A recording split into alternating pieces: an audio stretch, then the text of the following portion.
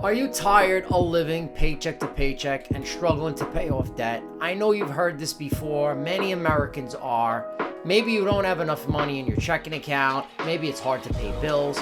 Well, you're not alone. There's a lot of people like this. And when I started working years ago full-time after I went to trade school and college, I was in a significant amount of debt. I had just married my wife and we were going to buy a house. And as you know, it's not that easy in the United States to buy a house. It's getting harder and harder to afford somewhere to live and make ends meet. I had student loans that totaled $60,000 between me and my wife, and we spent years trying to save money, but my goal was always to achieve financial freedom and get really wealthy so I didn't have to worry about saving money and worrying about my retirement. And one day I read this book called Rich Dad Poor Dad. I'm sure you know about it. It was from Robert Kiyosaki, and it taught me that in order to achieve financial freedom, I needed to stop working for money and start investing my money and making my money work for me. So that was the most important lesson that really separates the rich from the poor. My dad was teaching me that over time, and he always taught me, listen, you have to invest your money in rental properties, and he was an immigrant. He made me really follow this path to entrepreneurship and really trying to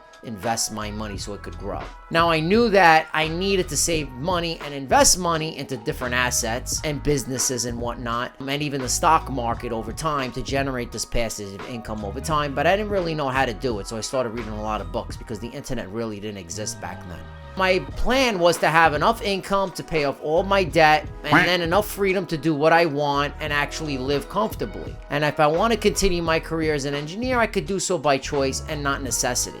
And given the current financial climate, where prices are crazy right now and everyone's dollar is being stretched to the max, I want to share some money saving tips that I learned over the years, and I believe that we all should enjoy our lives as young adults before we have significant financial commitments like children. And I just want to share these 5 steps with you because I know it was very hard. When me and my wife decided to have children, I made sure she would stay home and she would raise my kids. Actually, my wife today, she just told me a story about one of the moms in my son's class that regretted working all those years and having a babysitter take her kids for extracurricular activities, and she kind of missed her kid growing up during those 3 and 4 and 5-year-old toddler years, which are very crucial, and they're really fun, to be honest. I love these years with my kids. So it really pays to plan for your wealth over time. So these 5 tips will be practical, and it'll allow you to continue doing the things you enjoy while also saving money and moving towards your financial goals and freedom. So let's start with number 1. It's something I've been doing for years, and it's helped me stay on top of all of my spending, and the key is to set up direct debits from the day you get paid and put it into an account. So let's say I got paid $2,500 a month. This is after taxes. And the first thing I do is I pay my mortgage, my rent. I charge all my bills onto my credit card. I pay my credit card at the end of the month, and then I pay my mortgage. Then what we do is I take some money out of my main account and I transfer to another account. It's almost like a savings account that I pay myself after I pay everything off. Then I set up automatic payments for my investments, whether it's an IRA, stocks, whatever I invest my money with, or when it was in the past, put money on the side to buy a rental property. This money comes right out of my account on the same day after I get paid, so I know exactly how much money I have left to spend for the rest of the month. And I taught my wife how to do this with budgeting. It was very important. Now, once all my investments are taken care of, I divide the remaining amount by 4 in my head, and this gives me a good idea of what I can afford to spend each week.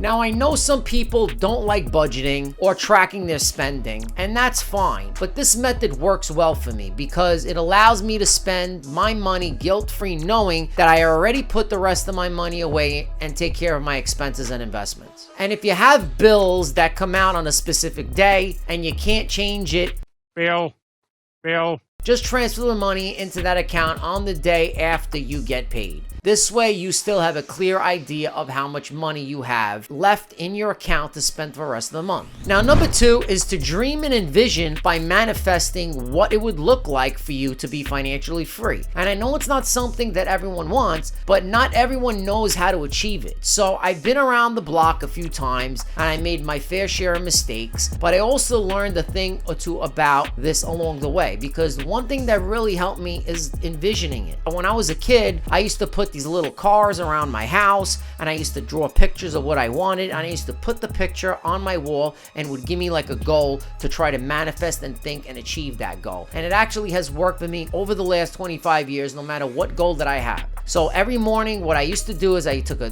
few minutes to think about where I want to be in the next 3 to 5 years. I imagine myself walking around there, doing what I'm doing. If I'm in that house, if I'm in that car, working a job, whatever the case is, and I picture myself having enough passive income from my investments to do whatever I want to do with my time. So I try to pretend in my mind and manifest that and feel at the moment that I'm there. And this practice has really helped me stay focused and motivated, because whenever I'm tempted to make a ridiculous purchase or spend money on something that I don't really need, I remind myself of my vision and my goal, what I'm really out for. So I know that every little bit of overspending can add up over time and prevent me from reaching my financial goals. So if your financial goals is to have a $1 million home or a Ferrari or some sort of a watch or whatever it is, you need to try to stick to that plan and be disciplined, that you want to keep your eye on the prize, that's what you want to do.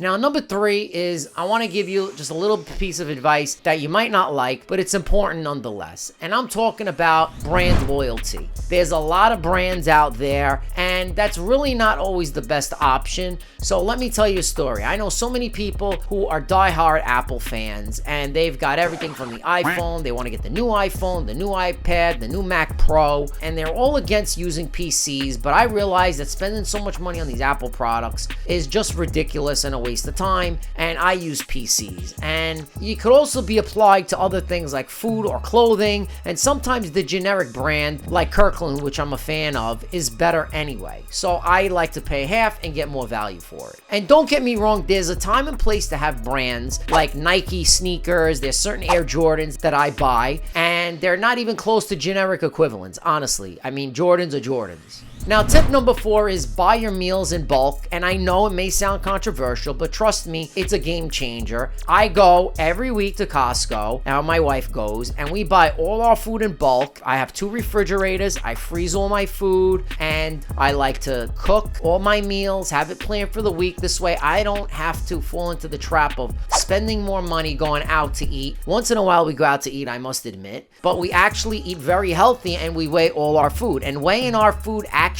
helped us so much to cut down on excess that you cannot imagine. Not only that, we're very, very healthy, and we feel better because we're not overeating. And we're living a healthier lifestyle and showing our kids to be better role models. So when they get older, they're going to work out and they're going to be able to eat responsibly and not eat like all the junk. Now, number 5 is one of the biggest mistakes that I made when I was younger, and I would say yes to expensive friends all the time. And these were the kinds of people who would spend hundreds of dollars on a night out or drag me into stores, and we'd go out to eat, and we'd go out to outlets, and we'd buy stupid things and get a new car all the time. Now, don't get me wrong, it's okay to have friends who enjoy finer things like going out to eat once in a while. But once you hang out with those really high maintenance people, like my dad used to say, you gotta cut the dead wood and hang out with people that you want to better yourself with and you want to learn stuff from. And they really weren't the right people to hang out with. They kind of always wanted to spend and go out to eat every night,